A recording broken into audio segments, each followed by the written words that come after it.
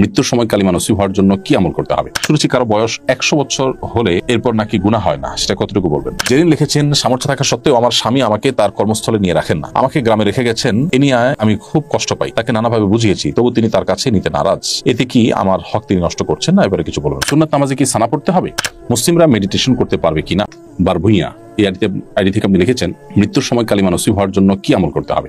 একজন ইমানদারের সবচেয়ে বড় চাওয়া, সবচেয়ে বড় পাওয়ার বিষয় হলো যে তার জীবন যখন তিনি অবসান হবে তখন তার ইমান সাথে থাকবে, ইমান সাথে নিয়ে তিনি যেতে পারবেন। দুনিয়া থেকে যাওয়ার সময় যদি আমরা ইমানদার হয়ে যেতে পারি, মান কানা আখিরু কালামিহি লা ইলাহা ইল্লাল্লাহ দাখাল জান্নাহ, যে ব্যক্তির জীবনের শেষ কথা হবে লা ইলাহা ইল্লাল্লাহ, অর্থাৎ ইমানের উপরে অটল অবিচল অবস্থায় যে ব্যক্তির মৃত্যু হবে সে ব্যক্তি জান্নাতে প্রবেশ করবে। অতএব মৃত্যুর সময় যেন আমাদের কালিমা নসিব হয়, মৃত্যুর সময় যেন আমাদের ইমান থাকে, বিশেষ করে মৃত্যুর সময় শয়তানের সাথে ইমানদারদের লড়াই হয়ে থাকে। একজন ইমানদার তিনি তার জীবন সায়ান্নে যখন উপনীত হন, মালাকুল মউতের সাথে যখন সাক্ষাৎ হবেন, ওই সময়টাতে তাকে বেঈমান করার জন্য শয়তান নানাভাবে চেষ্টা চালায়। শয়তানের সেই চেষ্টায় অনেকে পরাস্ত হন, আবার অনেকে ইমানের উপরে অটল থাকেন। এই জন্য মৃত্যুর আগ মুহূর্ত পর্যন্ত একেবারে পুরো জীবনেই ইমানের চর্চা করার পাশাপাশি মৃত্যুর মুহূর্তেও যেন ইমানের উপর আমরা অটল থাকি, তার জন্য আমাদের বিশেষ যত্নশীল হওয়া প্রয়োজন। সেই জন্য ভাই নূর মোহাম্মদ, আপনার প্রশ্নটি খুবই গুরুত্বপূর্ণ। এই প্রশ্ন উত্তরে আমরা বলতে চাই যে আল্লাহ সুবহানাহু ওয়া তাআলা বলেছেন, ইন্নাল্লাযীনা ক্বালু রাব্বুনাল্লাহ সুম্মা ইসতাকামু, যে মানুষগুলো আল্লাহকে রব হিসাবে স্বীকৃতি দিয়েছেন এবং এটার উপরে সরল সঠিক পথে থেকেছেন, ডানে বামে কোনো রিস্কের পথে যান নাই,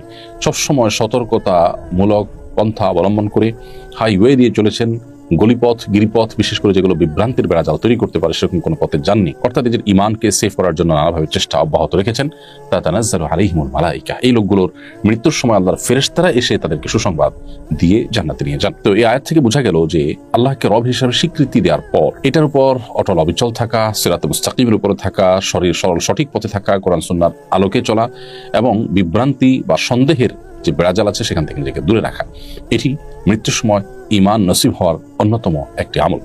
আরেকটা আমলের কথা বলতে পারি, আল্লাহ সুবহানাহু ওয়া তাআলা কোরআন কারীমে বিভিন্ন দোয়া আমাদেরকে শিক্ষা দিয়েছেন। নবী সাল্লাল্লাহু আলাইহি ওয়াসাল্লাম বিভিন্ন দোয়া আল্লাহ তাআলার কাছে করতেন। এর মধ্যে থেকে একটি দোয়া হলো কোরআন কারীমের দোয়া, যে আল্লাহ সুবহানাহু ওয়া তাআলা ইরশাদ করেছেন, রব্বানা লা তুযিগ কুলুবানা বা'দা ইয হাদাইতানা ওয়া হাব লানা মিন লাদুনকা রাহমা, আল্লাহ একবার হেদায়েত দেওয়ার পর আপনি আমাদের অন্তরকে আর বক্র করে দিবেন না, বাঁকা করে দিবেন না, এবং আপনার পক্ষ থেকে আপনি আমাদেরকে রহমত এবং অনুগ্রহ দান করুন। এই যে দোয়া, এই দোয়ার মাধ্যমে হেদায়েত পাওয়ার পর যেন আমরা আর বিভ্রান্তির দিকে না যাই, হেদায়েত পাওয়ার পর যেন আমরা আর গোমরাহির দিকে না যাই, সেজন্য আল্লাহ সুবহানাহু ওয়া তাআলার কাছে কিন্তু পানাহ চাওয়া হলো। অতএব এই দোয়া আপনি যত বেশি বেশি পড়বেন, আশা করা যায় আল্লাহর পাকের কাছে আপনি ইমানকে অটল অবিচল রেখে দুনিয়া ত্যাগ করতে পারবেন এবং আল্লাহর সাথে সাক্ষাৎ করতে পারবেন। ইমান মৃত্যু নসিব হওয়ার জন্য নবী সাল্লাল্লাহু আলাইহি ওয়াসাল্লামের অনেকগুলো দোয়া রয়েছে এবং অনেকগুলো আমল রয়েছে। কমন যে দোয়াগুলো আছে নবী সাল্লাল্লাহু আলাইহি ওয়াসাল্লাম প্রতিনিয়ত পড়তেন, সেগুলো আমরা পড়তে পারি।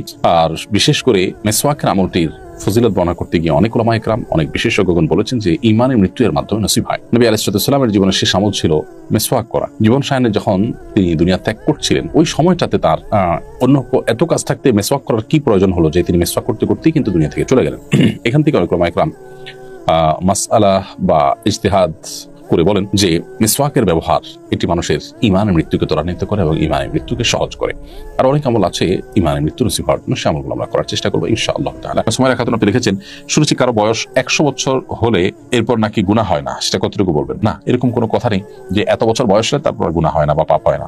বিষয়টা হলো, কোনো মানুষ যদি একটা এমন বয়সে পৌঁছে যান যখন আসলে তার হিতাহিত জ্ঞান থাকে না, সেন্স থাকে না, তার কোনো কিছু নিজের নিয়ন্ত্রণ নাই, তিনি কিছু জানেন না, এই পর্যায়ে চলে গেলে তখন তার গুনাহ লেখা হয় না। অর্থাৎ যদি তার অজান্তে কোনো গুনাহ হয়ে যায়, দেখা যাচ্ছে যে হাঁটুর উপরে কাপড় উঠে গেল, যেটা সতর উন্মুক্ত হয়ে গেল, অথচ তিনি জানেন না যে হাঁটুর উপরে কাপড় উঠে গেছে এবং এটা নিয়ন্ত্রণ করার ক্ষমতা তার না, এরকম যদি হয় তাহলে তার সেই গুনাহ লেখা হবে না। এটা হলো ইস্যু। এখানে বয়সের ব্যাপার না। অনেকে আছে 100 বছর পরও মাশাআল্লাহ খুব শক্ত থাকেন, বিশেষ করে জাপানে, কোরিয়াতে, পৃথিবীর অনেক দেশে আছে যে 100 বছর বা 100 বছরের কাছাকাছি সময় বয়স হওয়ার পরও মানুষ যথেষ্ট স্ট্রং থাকেন শারীরিকভাবে। তো এরকম ব্যক্তিরও কোনো গুনাহ লেখা হবে না, ব্যাপারটা সেরকম না। এটা হলো কেউ নিরুপায় হয়ে গেছেন, কেউ অনুপায় হয়ে গেছেন, তখন ওই ব্যক্তির ওই অনুপায় অবস্থা যদি গুণাগুলো হবে সেগুলোর জন্য আল্লাহ সুবহানাহু ওয়া তাআলা তাকে দায়ী করবেন না। যেদিন লিখেছেন, সামর্থ্য থাকা সত্ত্বেও আমার স্বামী আমাকে তার কর্মস্থলে নিয়ে রাখেন না, আমাকে গ্রামে রেখে গেছেন, এ নিয়ে আমি খুব কষ্ট পাই, তাকে নানাভাবে বুঝিয়েছি, তবু তিনি তার কাছে নিতে নারাজ, এতে কি আমার হক তিনি নষ্ট করছেন না? এবারে কিছু বলবেন প্লিজ।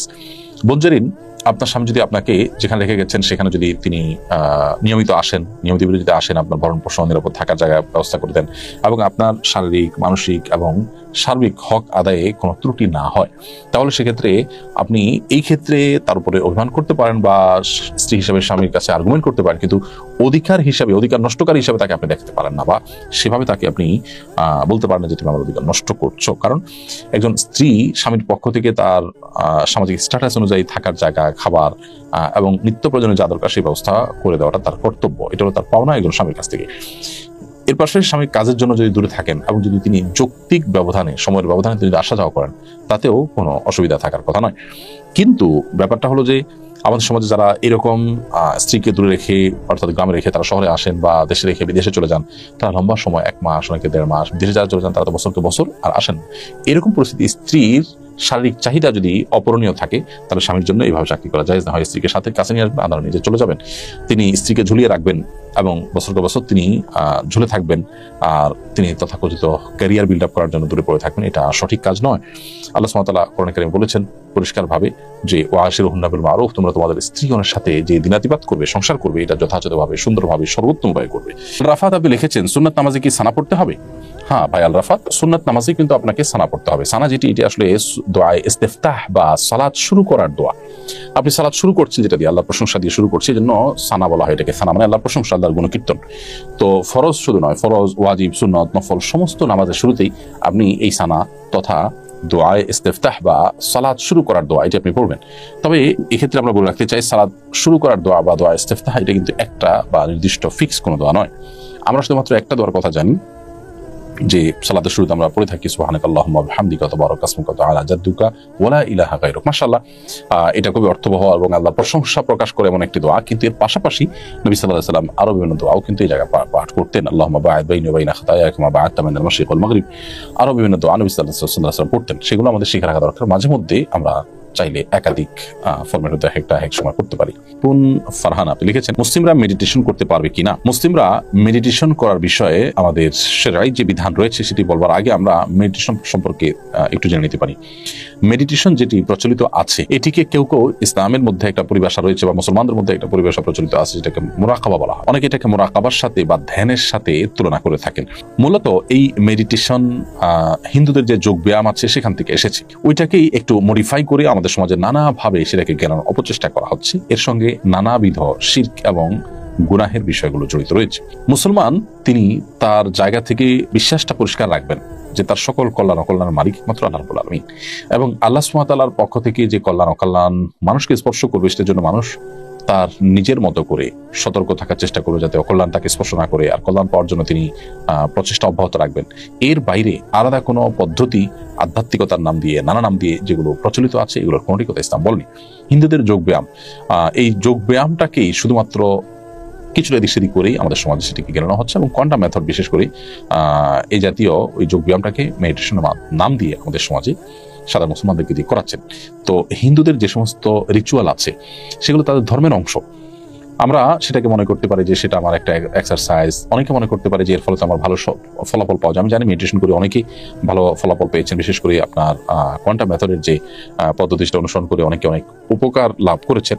তো তাদেরকে আমরা বলতে চাই যে আসলে আপনি উপকার পেলেন কি পেলেন না, সেটা চেয়ে বড় কথা হলো জিনিসটা বৈধ কিনা, ভালো কিনা। অনেক অবৈধ, অনেক অন্যায় বিষয় দিয়ে মানুষ উপকার লাভ করতে পারেন, তাই বলে বিষয়টা কিন্তু ন্যায় হয়ে যায় না। বিধায় একজন মুসলমান হিসেবে আমার ইমানের জন্য ক্ষতিকর, আমার ইমানের সাথে অসঙ্গতিপূর্ণ অন্য ধর্মের মানুষের রিচুয়াল, এরকম কোনো বিষয়কে আমরা আমাদের গায়ে টানতে পারি না বা সেটাতে নিজেরা মাখামাখি করতে পারি না।